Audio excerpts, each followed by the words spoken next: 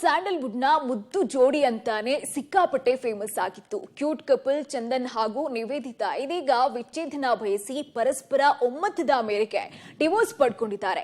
ಕೋರ್ಟ್ನಲ್ಲೂ ಕೂಡ ದಂಪತಿ ಜೊತೆಯಾಗಿಯೇ ಪ್ರತ್ಯಕ್ಷರಾದ್ರು. ದಿಢೀರಂತ ಯಾಕಾಗಿ ಈ ಜೋಡಿ ಪರಸ್ಪರ ದೂರ ಆಗೋದಕ್ಕೆ ಬಯಸಿದ್ರು, ಅದೇನು ಭಿನ್ನಾಭಿಪ್ರಾಯ ಮೂಡ್ತು ಅದನ್ನೇ ತೋರಿಸ್ತೀವಿ ನೋಡಿ. ಚಂದನವನ ಕ್ಯೂಟ್ ಕಪಲ್ಸ್ ದೂರ.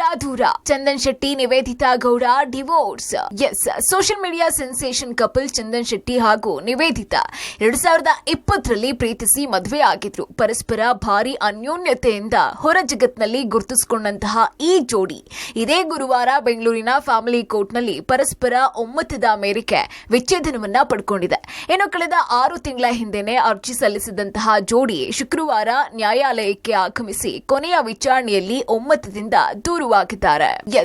ಸಂಗೀತ ನಿರ್ದೇಶಕ ಚಂದನ್ ಶೆಟ್ಟಿ ಹಾಗೂ ರೀಲ್ಸ್ ಮೂಲಕ ಹೆಸರು ಮಾಡಿದಂತಹ Niveditha Gowda big boss season 5ರಲ್ಲಿ ಸ್ಪರ್ಧಿಗಳಾಗಿದ್ದಾಗ ಫ್ರೆಂಡ್ಸ್ ಆಗಿದ್ದವರು. ಇಬ್ಬರ ನಡುವೆ ಪ್ರೀತಿಯ ಗುಮಾನಿ ನಡುವೆನೆ ಮೈಸೂರಿನ ಯುವ ದಸರಾ ವೇದಿಕೆಯಲ್ಲೇ ನಿವೇದಿತಾಗೆ ಚಂದನ್ ಪ್ರಪೋಸ್ ಮಾಡಿದ್ರು.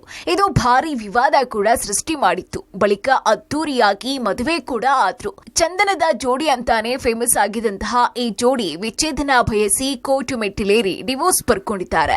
ವಯಸ್ಸಿನ ಅಂತರದ ಕಾರಣಕ್ಕಾಗಿ ಇಬ್ರು ಸೋಷಿಯಲ್ ಮೀಡಿಯಾದಲ್ಲಿ ಸಖತ್ ಟ್ರೋಲ್ ಆಗ್ತಾ ಇದ್ರು. ಆದ್ರೂ ಅನ್ಯೋನ್ಯವಾಗಿ ಬದುಕ್ತಾ ಸೋಷಿಯಲ್ ಮೀಡಿಯಾದಲ್ಲಿ ತಮ್ಮದೇ ಫ್ಯಾನ್ಸ್ ಅನ್ನ ಹೊಂದಿದ್ರು. ವಿಚ್ಛೇದನದ ಬಳಿಕನೂ ಕೂಡ ಸ್ನೇಹವನ್ನ ಮುಂದುವರಿಸೋದಕ್ಕೆ ತೀರ್ಮಾನಿಸಿದ್ದಾರೆ ಅಂತ ಹೇಳಲಾಗ್ತಾ ಇದೆ. ಹೀಗಾಗಿ ವಿಚ್ಛೇದನ ಆದ್ರೂ ಕೂಡ ಹಿಂದಿನಂತೆಯೇ ಜೊತೆಯಾಗಿ ಇರೋದೇ ಬಹಳ ಕುತೂಹಲ ಮೂಡಿಸ್ತಾ ಇರುವಂತಹ ವಿಚಾರ. ಹೀಗೆ ಕಳೆದ ವಾರ ಸಿನಿಮಾ ಒಂದರ ಕಾರ್ಯಕ್ರಮದಲ್ಲೂ ಕೂಡ ಒಟ್ಟಿಗೆ ಕಾಣಿಸಿಕೊಂಡಿದ್ರು. ಮಾರ್ಚ್ ತಿಂಗಳಲ್ಲಿ ಈ ಜೋಡಿಯ ಚಿತ್ರವೂ ಕೂಡ ಘೋಷಣೆಯಾಗಿತ್ತು.